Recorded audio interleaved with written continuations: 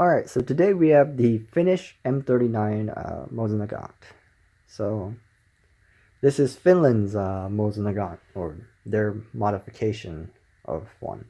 And this particular, the M39, the model 1939, is basically the culmination of everything Finland liked about their modification to the M39. It basically came around because Finland was producing multiple variants of their Mosin-Nagants at the same time for both the army and the civil guard, both of them using their own version of the rifle. And so right in the middle of mid 1930s, I think, they decided that that's kind of dumb and cost prohibitive. So they sat down and put their differences aside and came up with a rifle. Apparently the details of that selection process was that they really couldn't put their differences aside and they just bickered about which version of the rifle is going to be the best. If I recall correctly, the civil guard ended up winning. Their rifle ended up winning and became what is the M39.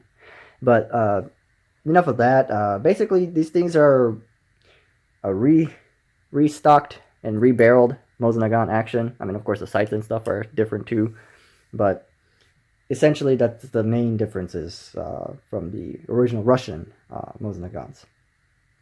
Of course, on the inside, they made a lot of modifications, like shimming the action so it sits better against the sight, and reprofiling the sear so that it has a more crisp trigger pull. Honestly, they did the best they can.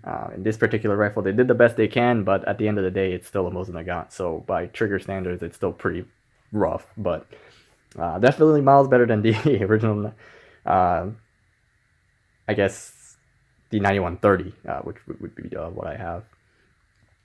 And this particular one's made by Sako. You can actually see it right there. The gear and the S by Sako. And then you also got like the serial number 1943 when it was made, and the government property stamp, SA in a box. It's on most Finnish military rifles. It's on all of them. But this one in particular also has the Sako mark on the stock too, which I thought was pretty cool. Where I got it from, Classic Firearms, you don't actually, you don't buy the guns individually. You buy one and they just stick their hand in a crate full of these and pull it out and say this is the one you're gonna get. So all in all, I mean, honestly, I really got this gun because of the series, I should say, the M39, because of the very cool finish on the stock. Now you can see this one has a lot of dents and things, but I really like at the time I didn't know what it was, but it's a pine tar burn-in finish for the Arctic birch stock. And I guess back then, when I didn't really know much about Finnish rifles or the M39 in particular, but the finish on the stock really drew me in, and well, one impulse buy later, I have this rifle. But honestly speaking, this rifle is very good, very good, very good by surplus standards, and amazing by Mosin-Nagant standards. I was very impressed by how this did at the range. Now, I'm not particularly a good shot, so about 200 yards with open iron sights is about as far as I can go. But my brother is, he's hitting 300-yard targets all day long. So it's really is a night and day in performance compared to a regular 9130. Not saying that the 9130 can't perform as well. It's just that this rifle will perform more consistently at those kind of ranges. And honestly, knowing about the rifle now, it's kind of a given. But back when I first bought it, I was ecstatic. I was amazed that a Mosin-Nagant, was pulling that kind of accuracy. And you can kind of see what that's attributed to is the modified sight on these. They got very broad elevation adjustments for 150, 200, 300, all the way up to 1,000 meters. And then, but they got even finer adjustments on the other side for everywhere in between.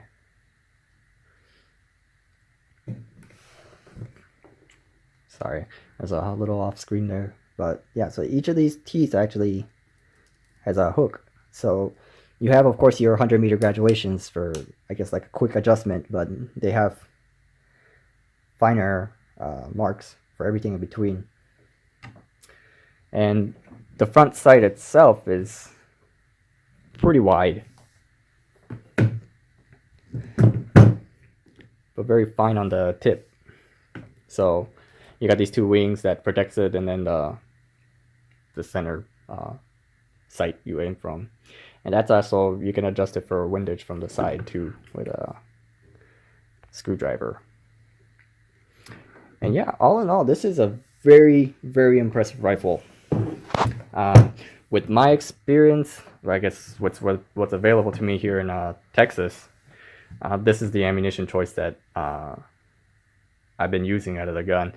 I tried some of the Winchester white box, 180 grains. They didn't do so hot. They were hitting pretty high. Most of these bullets do, but it was hitting pretty high, and I couldn't get the Winchester to group very consistently.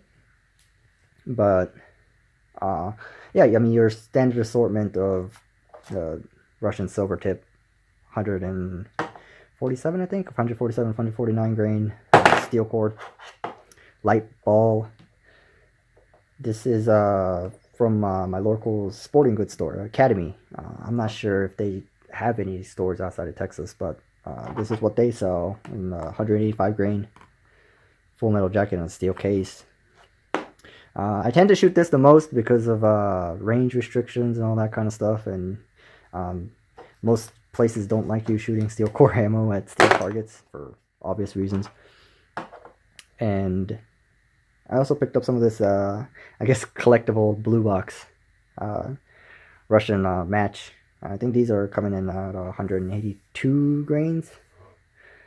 And some Yugoslavian surplus, 183 grain, full metal jacket, yada yada yada. So with the exception of this one right here, most of these are corrosive. Sorry. But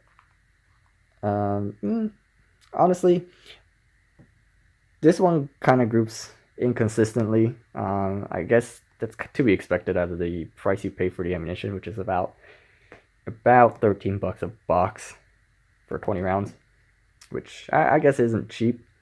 But I mean, this is I think $10 at my local store for a box of 20. And I bought this so long ago, it doesn't even matter how much it is, because you can't get it for that kind of price anymore. But yeah, with the exception of this one, they all group pretty consistently, but with that 85 grains, 180 grains, it shoots a tad bit high at all the sight settings. You want to be aiming towards the bottom of the target to actually hit anything, but I guess that's kind of to be expected. I hear these M39s weren't actually made to shoot the Russian standard light ball. They were made to shoot a much heavier grainage, I think a 200 grain, 220 grain projectile. Now, of course, they chambered it so you can still shoot the Russian ammunition, because that's most likely what they're going to find in the field, fighting the Russians during the winter and the continuation war, which is, you know, they couldn't just fight World War II like everybody else apparently. But yeah, all in all, it is a fantastic rifle, both in looks and how it performs, and is one of the very cool examples of, you know, what can be done to the Mosin-Nagant. It's a living testament to the fact that the Mosin-Nagant isn't necessarily a bad action. It was just executed in not the greatest possible way by the Russians. And honestly, for as much crap as people give the 9130s running around, especially when they were running around for so cheap just a couple of years ago, they can be solid rifles, and this M39 is a perfect example of that. So yeah, thanks for watching. That pole, this one, right in front of you. And you see if you're clear of it. Oh no, I was gonna fire it. I was like, how the hell do you hit that white one, dude? You gotta come left.